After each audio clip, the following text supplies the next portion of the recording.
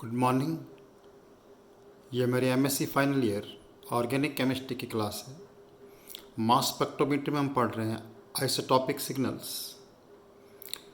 पिछले टर्म में हमने सीखा कि what are isotopic signal and how we can calculate relative ratios m/m+1 m+2 and we took various examples for that. उस examples को करने के लिए हमने देखा कि हाइड्रोकार्बन के केस में हम अगर हमें रिलेटिव अबंडेंस m+1 और m पता है तो उससे नंबर ऑफ कार्बन एटम निकाल सकते हैं। अलग अलग स्पीसीज़ के लिए निकालने के लिए हमें ये पता होना चाहिए कि जो एलिमेंट उसके अंदर है उसका और उसके आइसोटॉप का रिलेटिव अबंडेंस कितना होता है। ये उसका प्रिंसिपल था। उसी प्रिंसिपल पर बेस्ड आज हम करेंगे कि अगर हेलोजन्स प्रेजेंट हैं तो आइसोटॉपिक सिग्नल्स का नंबर कितना होगा और उनकी रेशियो हम कैसे कैलकुलेट कर सकते हैं, ये हम देखेंगे। तो इसके अंदर सबसे इम्पॉर्टेंट जो पहला पॉइंट है वो ये है कि in case halogens are present then number of isotopic signal is equal to number of halogens, that is number of isotopic signals is equal to number of halogens. Say if only one halogen is present,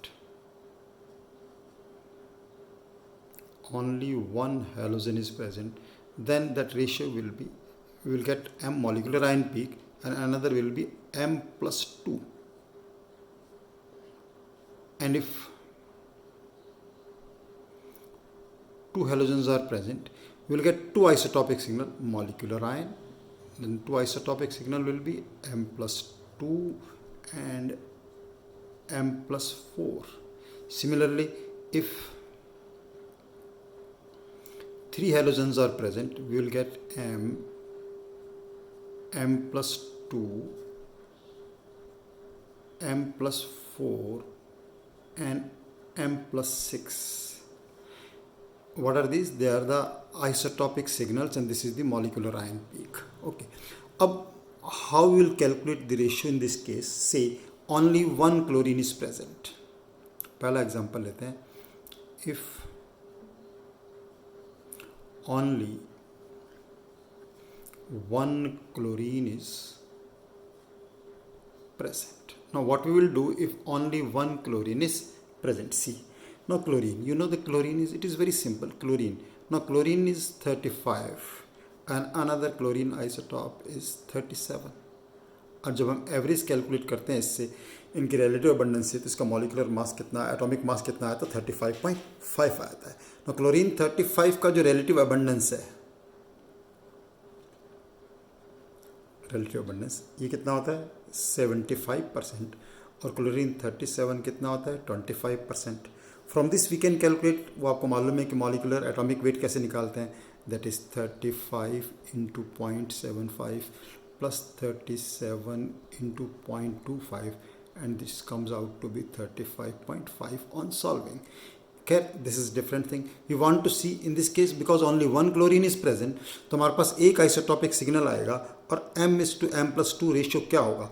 अब इसके अंदर relative abundance जैसे बताया उसको calculate करने की जरूरत ही नहीं, देखो सीधा आ रहा है कि मान लो क्लोरीन 37 2500 है, अगर ये 1 है तो ये कितना हो जाएगा 3 हो जाएगा। क्लोरीन 35 का कितना हो जाएगा 3। That is you can say if it is 300% it will be 100%, that is m/m+2 ratio in this case will be 3:1 always, कभी चेंज होगा 3:1, but it is true only if only one chlorine is present. I hope this is clear. अब जैसे जैसे हम आगे चलेंगे दूसरी example चलेंगे, मान लो 2 क्लोरीन प्रेजेंट है। So next example we are taking and that is next example is if 2 chlorine are present then how we can solve that problem. तो let us take a compound in which if 2 chlorine are present, तो ये तो पता चलेगी आपको if 2 chlorine are present what we will do, if 2 chlorine are present we will get two isotopic signal, that is in this case we have to calculate m is to m+2 is to m+4 ratio. अब इसको calculate करने के लिए देखिए, m molecule, 2 chlorine present हैं, तो कितने possibility हो सकती हैं कि बोथ, मतलब जो मैक्सिमम तो क्या है कि अगर दोनों क्लोरीन कैसे हो हमारे पास 35, कि both the isotopes can be 35। और m+2 आने के लिए ज़रूरी है हमारे पास कि एक क्लोरीन क्या हो जाएगा 35 और दूसरा क्लोरीन कौन सा है 37। और ऐसा हो सकता है कि ये क्लोरीन 37 है और दूसरा क्लोरीन कौन सा है 35 है, like that. And similarly m+4 के लिए अब क्या ज़रूरी हो जाएगा हमारे पास कि दोनों ही क्लोरीन कौन से हैं 37 है, तो this is 37 and this is 37। अब इस केस में देखो हम कैसे कैलकुलेट करेंगे, रेशियो हमें कैलकुलेट करना है, बहुत ही सिंपल है। 2 क्लोरीन, दोनों क्लोरीन कितने हैं 35। अब 35 के लिए हमने आइसोटॉपिक सिग्नल कितना माना था, रेशियो क्या माना था 3, और 37 के लिए कितना है 1। तो दोनों क्लोरीन 35 हैं, बिकॉज बोथ क्लोरीन एंड 35, तो कितना हो जाएगा 3 × 3 इज इक्वल टू 9 हो जाएगा जी। 3, ये तो हो गया base peak, done. Molecular ion peak will be this. Now isotopic peak, first isotopic peak will be this. Now in this case 1 chlorine is 35. If it is 35, it will be 3 into 37 का मतलब क्या हो गया 1 plus 37 1 into 35 का मतलब क्या हो गया 3, that is 3 + 3 is equal to कितना हो गया 6। Now in this case both chlorine are 37, both chlorine 37 के लिए 1, दूसरे chlorine 37 के लिए भी कितना हो गया 1, तो it will always be equal to 1, that is in this case m is to m+2 is to m+4 ratio will be 9 is to 6 is to 1, 9 is to 6 is to 1, done. ये बहुत ही काम की चीज़ है। कंपटीशन में इस पर बहुत सारे क्वेश्चन आ रहे हैं। जैसे मैं आपको क्वेश्चन बताता हूँ, इसका CSIR नेट का क्वेश्चन है ये आपके पास। क्या क्वेश्चन था देखो,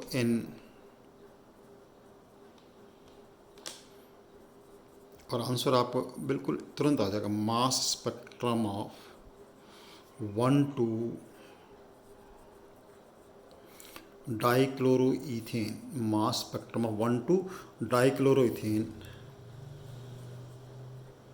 रेशियो ऑफ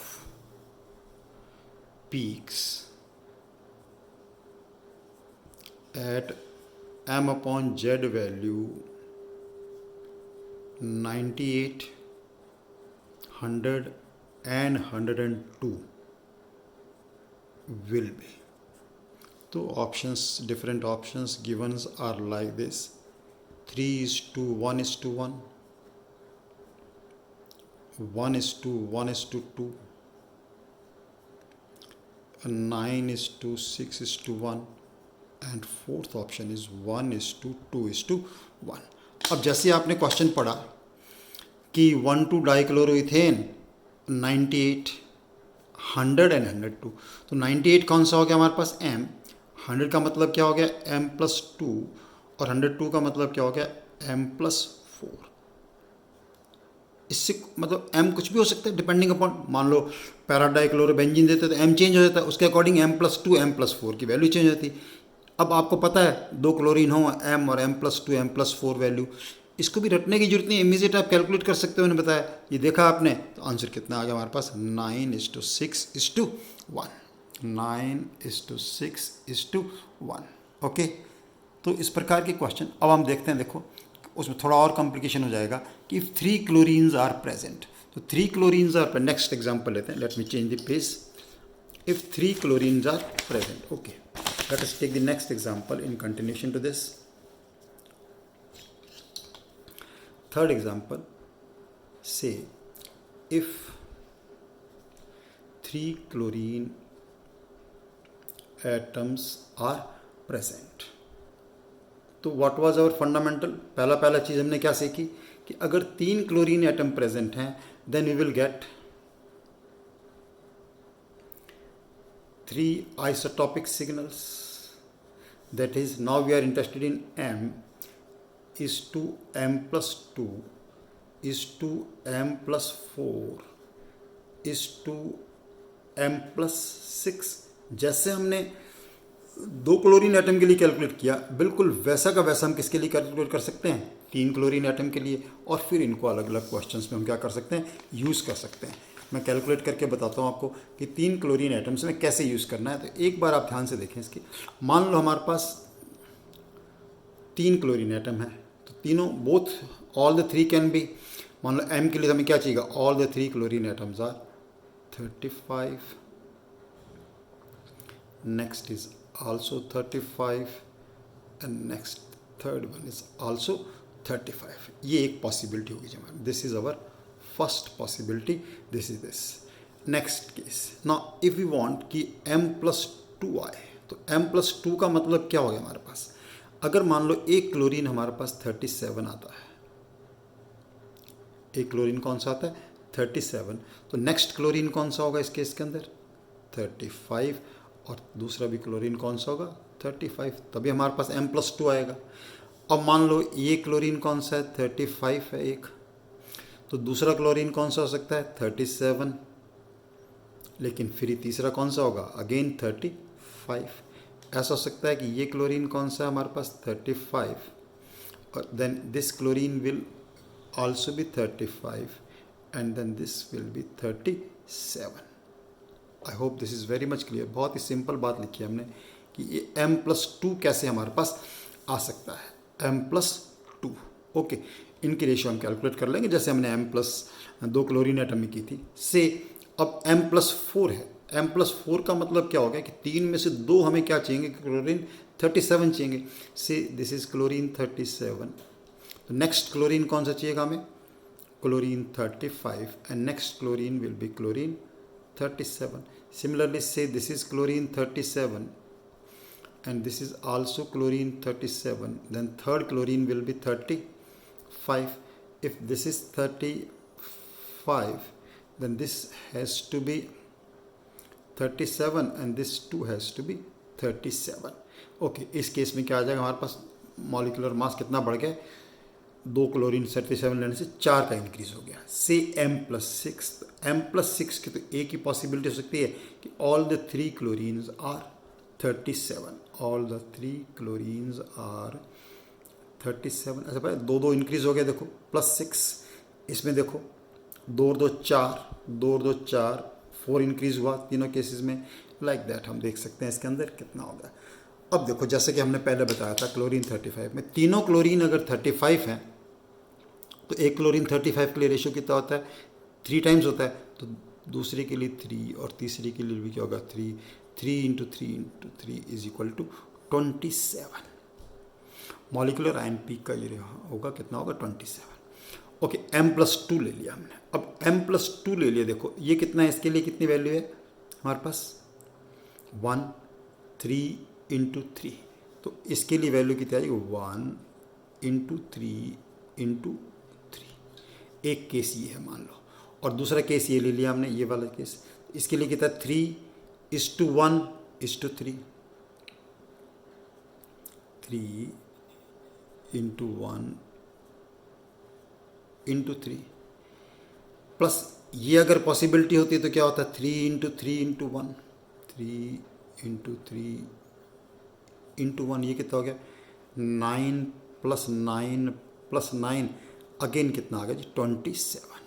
9 प्लस 9 भी कितना आ गया 27। But see now M plus 4। अब आप M प्लस 4 देखिए, M प्लस 4 के केस में देखिए कितना हो जाएगा यहाँ पर, ये कितना है हमारे पास 1 और ये 3 टाइम, तो 1 into 1 into 3 plus similarly this will B 3 into 1 into 1, 3 into 1 into 1 plus similarly this will B 1 into 3 into 1, 1 into 3 into 1, this will be 3 plus 3 plus 3 is equal to 9। in this case all 37, तो 1 into 1 is equal to 3. That is our ratio in this case, that is m is to m plus 2 is to m plus 4 is to m plus 6 ratio will be 27 is to 27 is to 9 is to 1. That will be the answer if 3 chlorine are present. Similarly, now once this method is clear to you, you can calculate for if 4 chlorines are present, we can calculate similarly like this for 4 chlorine atoms. So very interesting questions are coming on this type of in the exam, और आपको पता भी होना चाहिए कि isotopic signals क्या हैं. अभी भी इसमें और एग्जांपल लेंगे हम. In next lecture we will consider what will be the isotopic ratio if in place of chlorine bromine is present, what changes will be there in this case, and then I will discuss some questions which has come from this type of thing in CSIR NET exam. One question we have already discussed in today's lecture. Okay, keep doing your work. Thank you very much. एक चीज़ मैं ज़रूर कहना चाहूँगा आप लोगों को कि आप वीडियोस को बिल्कुल पूरा देखें, और देखने के साथ साथ, ठीक है, ये हमारे कॉलेजेस के लिए बन रहे हैं, आपकी क्लास के लिए बन रहे हैं, इसका मतलब ये नहीं है कि आप लाइक नहीं करें. इन वीडियोस को आप लाइक ज़रूर करें ताकि मैं और अच्छा आपके लिए कर सकूं. Keep doing your work. Thank you very much.